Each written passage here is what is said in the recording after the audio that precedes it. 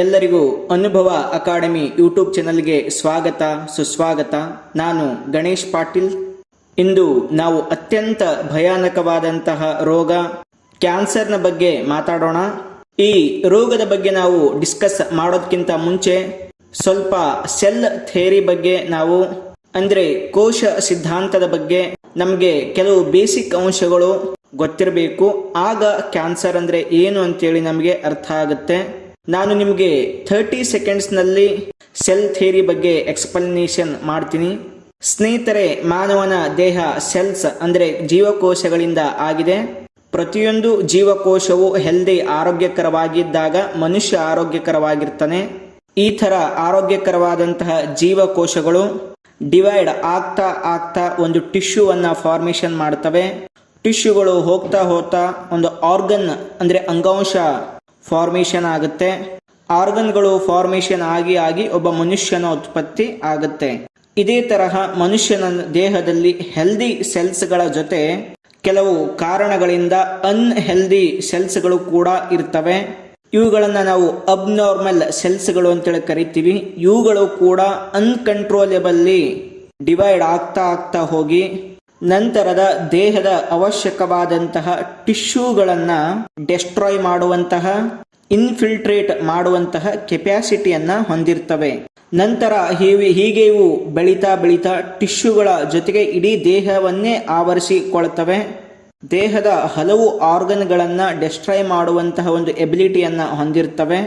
ಇಂತಹ ಒಂದು ಕಂಡೀಷನ್ ಅನ್ನೇ ನಾವು ಕ್ಯಾನ್ಸರ್ ಅಂತೇಳಿ ಕರೆಯುತ್ತೇವೆ. ಈ ಕ್ಯಾನ್ಸರ್ ರೋಗದ ಸಿಂಪ್ಟಮ್ಸ್ ಗಳನ್ನ ನೋಡೋದಾದ್ರೆ ಮೊದಲಿಗೆ ಮನುಷ್ಯನಿಗೆ ಟಯರ್ಡ್, ಫೆಟಿಗ್ ಆಗುತ್ತೆ. ನೆಕ್ಸ್ಟ್ ಯಾವ ಸ್ಥಳದಲ್ಲಿ ಈ ಕ್ಯಾನ್ಸರ್ ಹುಟ್ಕೊಳ್ಳುತ್ತೆ ಆ ಒಂದು ಪ್ಲೇಸು ಸ್ವಲ್ಪ ಊದಿಕೊಂಡ ರೀತಿಯಲ್ಲಿ ಕಾಣಿಸುತ್ತೆ. ನೆಕ್ಸ್ಟ್ ದೇಹದಲ್ಲಿ ವೇಟ್, ತೂಕ ಚೇಂಜ್ ಆಗುತ್ತೆ. ಕೆಲವೊಂದ್ಸಲ ತೂಕ ಕಡಿಮೆ ಆಗ್ಬೋದು, ಕೆಲವೊಂದ್ಸಲ ಜಾಸ್ತಿ ಕೂಡ ಆಗ್ಬೋದು. ನೆಕ್ಸ್ಟ್ ಸ್ಕಿನ್ ಕಲರ್ ಕೂಡ ಚೇಂಜ್ ಆಗುತ್ತೆ. ಕೆಲವು ಸಲ yellow colour, dark colour, red colour ನಲ್ಲಿ ಚೇಂಜ್ ಆಗುವಂತ ಚಾನ್ಸ್ ಇರುತ್ತೆ. ನೆಕ್ಸ್ಟ್ ಕಂಟಿನ್ಯೂಸ್ ಆಗಿ ಕಫ, ಕೆಮ್ಮು ಬರ್ಬೋದು ಮತ್ತು ಬ್ರೀದಿಂಗ್ ನಲ್ಲಿ ಟ್ರಬಲ್ ಆಗ್ಬೋದು. ನೆಕ್ಸ್ಟ್ ಆಹಾರ ಪದಾರ್ಥಗಳನ್ನ ನುಂಗೋದಕ್ಕೆ ತೊಂದರೆ ಆಗ್ಬೋದು, ಗಂಟಲು ಒರಟಾಗುವಂಥದ್ದು. ನೆಕ್ಸ್ಟ್ ಊಟ ಆದ್ಮೇಲೆ ಇಂಡೈಷನ್ ಆಗುವಂಥದ್ದು, ಡಿಸ್ಕಂಫರ್ಟ್ ಫೀಲ್ ಆಗುವಂಥದ್ದು. Next joint pain, muscle pain ಆಗುವಂಥದ್ದು. ನೆಕ್ಸ್ಟ್ ಜ್ವರ ಮತ್ತು ಬೆವರು ಬರುವಂಥದ್ದು. ಕೆಲವು ಕ್ಯಾನ್ಸರ್ಗಳಿಗೆ ಬ್ಲೀಡಿಂಗ್ ಕೂಡ ಆಗುವಂಥದ್ದು. ಇವೆಲ್ಲ ಒಂದು ಕ್ಯಾನ್ಸರ್ ರೋಗದ ಸಿಂಟಮ್ಸ್ಗಳು. ಯಾಕೆ ಒಬ್ಬ ಆರೋಗ್ಯಕರ ವ್ಯಕ್ತಿಯ ದೇಹದಲ್ಲಿ ಈ ಥರ ಕ್ಯಾನ್ಸರ್ ರೋಗ ಹುಟ್ಕೊಳ್ಳೋದಕ್ಕೆ ಅದಕ್ಕೆ ಕಾರಣಗಳು ಏನು ಅಂತಂದಾಗ, ಮೊದಲನೆಯದಾಗಿ ಏನು ಜೀವಕೋಶಗಳಲ್ಲಿ ಕ್ರೋಮೋಜೋಮ್ಸ್ಗಳು ಇರ್ತವೆ. ಕ್ರೋಮೋಜೋಮ್ಸ್ಗಳಲ್ಲಿ ಜೀನ್ಸ್ಗಳು ಇರ್ತವೆ. ಈ ಜೀನ್ಸ್ಗಳಲ್ಲಿನ DNA ಯಲ್ಲಿ ಏನಾದರೂ ಮ್ಯೂಟೇಷನ್ ಆದಾಗ ಅಬ್ನಾರ್ಮಲ್ ಸೆಲ್ಗಳು ಹುಟ್ಕೊಂಡು ಬಿಡ್ತವೆ. ಕ್ಯಾನ್ಸರ್ ಆಗುವಂತ ಒಂದು ಕಂಡೀಷನ್ ಇರುತ್ತೆ. ಇದೊಂದು ಕಾರಣ. ಯಾವಾಗ ಜೀನ್ ಮ್ಯೂಟೇಷನ್ ಆಗುತ್ತೆ ಅವಾಗ ಆ ಸೆಲ್ ನಲ್ಲಿ ರ್ಯಾಪಿಡ್ ಆಗಿ ಗ್ರೋತ್ ಆಗುತ್ತೆ, ಅನ್ಕಂಟ್ರೋಲ್ಡ್ ಡಿವಿಷನ್ ಆಗುತ್ತೆ. ನಂತರ ಕ್ಯಾನ್ಸರ್ ರೋಗ ಆಗಿ ಹೊರಹೊಮ್ಮುತ್ತೆ. ಈ ಮ್ಯೂಟೇಷನ್ ಮಗು ಹುಟ್ಟಿದಾಗ ಅಂದ್ರೆ ಬರ್ತ್ ಟೈಮ್ ನಲ್ಲೇ ಈ ಮ್ಯೂಟೇಷನ್ ಇದ್ಬಿಟ್ಟು ಸ್ವಲ್ಪ ದಿವಸಗಳ ನಂತರ ಆಕ್ಟಿವ್ ಆಗ್ಬೋದು.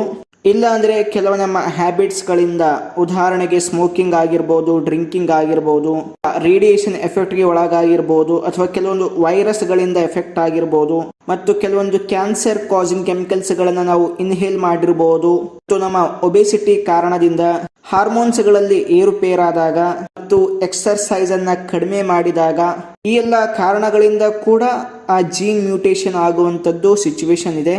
ಈ ಒಂದು 2 ಕಾರಣಗಳಿಂದ ನಮಗೆ ಕ್ಯಾನ್ಸರ್ ರೋಗ ಬರ್ಬೋದು. ಈಗ ಈ ಕ್ಯಾನ್ಸರ್ ರೋಗದ ರಿಸ್ಕ್ ಫ್ಯಾಕ್ಟರ್ಸ್ಗಳು ಅಂದ್ರೆ ಯಾರಿಗೆ ಈ ರೋಗ ಜಾಸ್ತಿ ಆಗ್ಬೋದು ಅಂತೇಳಿ, ಮೊದಲನೇದು ಮುಖ್ಯವಾಗಿ ಯಾರ ಒಂದು ವಯಸ್ಸು 65 ಕ್ರಾಸ್ ಆಗಿರುತ್ತೋ ಅಂತವ್ರಿಗೆ ಈ ಕ್ಯಾನ್ಸರ್ ಆಗುವಂಥದ್ದು ಸಹಜ.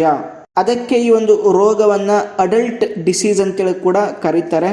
ಬಟ್ ಹಂಗೇನಿಲ್ಲ, ಬರೀ ಓಲ್ಡ್ ಪೀಪಲ್ ಗಳಿಗೆ ಆಗತ್ತಂತ. ಇದು ಯಾವ ಏಜ್ ದಲ್ಲಿ ಇರೋರು ಬೇಕಾದ್ರೂ ಕೂಡ ಆಗ್ಬೋದು.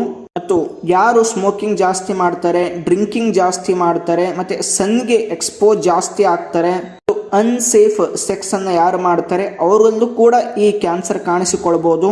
ನಾವು ಫ್ಯಾಮಿಲಿ ಹಿಸ್ಟರಿಯನ್ನ ತೆಗೆದು ನೋಡಿದಾಗ ನಮ್ಮ ಹಿಂದೆ ಯಾರಿಗಾದ್ರೂ ಕ್ಯಾನ್ಸರ್ ಆಗಿದ್ರೆ ನಮಗೂ ಕೂಡ ಬರುವಂತ ಚಾನ್ಸ್ ಇರುತ್ತೆ. ಮತ್ತು ಕೆಲವು ಸಲ ನಮ್ಮ ಹೆಲ್ತ್ ಕಂಡೀಷನ್ ಯಾವ ರೀತಿ ಇದೆ ಅನ್ನೋದ್ರ ಮೇಲೆ, ಉದಾಹರಣೆಗೆ ಅಲ್ಸರೇಟಿವ್ ಕೊಲಿಟಿಸ್ ಆದವರಿಗೆ ಕ್ಯಾನ್ಸರ್ ಬರುವಂತ ಚಾನ್ಸ್ ಇರುತ್ತೆ. ಮತ್ತು ನಾವು ಯಾವ ವಾತಾವರಣದಲ್ಲಿ ಬದುಕ್ತಾ ಇದೀವಿ ಅನ್ನೋದು ಕೂಡ ಡಿಪೆಂಡ್ ಆಗುತ್ತೆ. ಈ ಎಲ್ಲ ಕೆಲವೊಂದು ರಿಸ್ಕ್ ಫ್ಯಾಕ್ಟರ್ಸ್ಗಳು ಕ್ಯಾನ್ಸರ್ ರೋಗಕ್ಕೆ ಸಂಬಂಧಪಟ್ಟಂತೆ.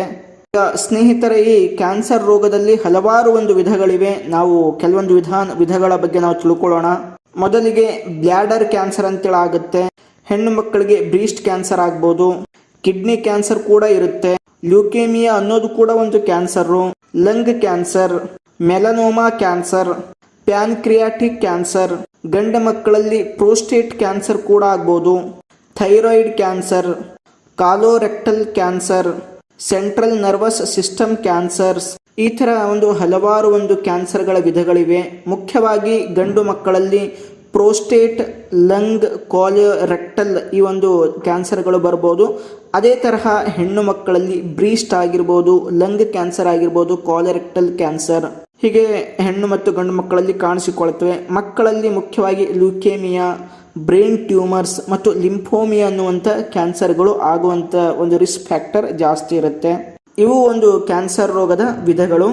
ಈಗ ನಾವು ಕ್ಯಾನ್ಸರ್ ರೋಗದ ಟ್ರೀಟ್ಮೆಂಟ್ ಬಗ್ಗೆ ಮಾತಾಡಿದಾಗ ಮೊದಲಿಗೆ ಬರುವಂಥದ್ದು ಕೀಮೋಥೆರಪಿ, ಆಮೇಲೆ ಲೇಸರ್ ಥೆರಪಿ, ಅಲ್ಟ್ರಾಸೌಂಡ್ ಥೆರಪಿ, ಹೀಗೆ ಅನೇಕ ಒಂದು ಟ್ರೀಟ್ಮೆಂಟ್ಗಳು ಕೂಡ ಇವೆ. ನಾವು ಬೇಗ ಡಾಕ್ಟರ್ಸ್ಗಳಿಗೆ ಅಪ್ರೋಚ್ ಆದಾಗ ಈ ಒಂದು ಕ್ಯಾನ್ಸರ್ಗಳಿಂದ ಮುಕ್ತಿ ಆಗ್ಬೋದು.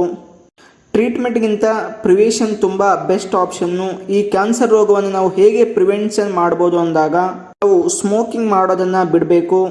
ಜಾಸ್ತಿ ಹೊತ್ತು ಸನ್ಗೆ ಎಕ್ಸ್ಪೋಸ್ ಆಗಬಾರ್ದು. ಒಂದು ಹೆಲ್ದಿ ಡಯಟನ್ನು ಫಾಲೋ ಮಾಡಬೇಕು. ಡೈಲಿ ಎಕ್ಸಸೈಸ್ ಮಾಡಬೇಕು. ಒಂದು ಹೆಲ್ದಿ ವೇಟನ್ನು ಮೇಂಟೈನ್ ಮಾಡಬೇಕು. ಆಲ್ಕೋಹಾಲನ್ನು ತುಂಬ ಕಡಿಮೆ ಪ್ರಮಾಣದಲ್ಲಿ ಕುಡಿಬೇಕು. ಮತ್ತು ಆವಾಗವಾಗ ಕ್ಯಾನ್ಸರ್ ಸ್ಕ್ರೀನಿಂಗ್ ಎಕ್ಸಾಮ್ಸ್ಗಳು ಅಟೆಂಡ್ ಆಗಬೇಕು. ನಮ್ಮ ದೇಹದ ಒಂದು ಇಮ್ಯುನೈಸೇಷನನ್ನು ಜಾಸ್ತಿ ಮಾಡಬೇಕು. ಇವೆಲ್ಲ ಒಂದು ಸ್ಟೆಪ್ಸ್ಗಳನ್ನು ನಾವು ತಗೊಳ್ಳೋದ್ರಿಂದ ನಮಗೆ ಕ್ಯಾನ್ಸರ್ ರೋಗ ಬರೋದನ್ನು ತಡೆಯಬಹುದು. ಸ್ನೇಹಿತರೆ, ಇದಿಷ್ಟು ಕ್ಯಾನ್ಸರ್ ರೋಗಕ್ಕೆ ಸಂಬಂಧಪಟ್ಟಂತಹ ಒಂದು ಇನ್ಫಾರ್ಮೇಷನ್ನು. ನಾವು ಮತ್ತೊಂದು ವಿಡಿಯೋದಲ್ಲಿ ಮತ್ತೊಂದು ವಿಷಯದ ಬಗ್ಗೆ ತಿಳ್ಕೊಳ್ಳೋಣ. ಎಲ್ಲರಿಗೂ ಶರಣಾರ್ಥಿ.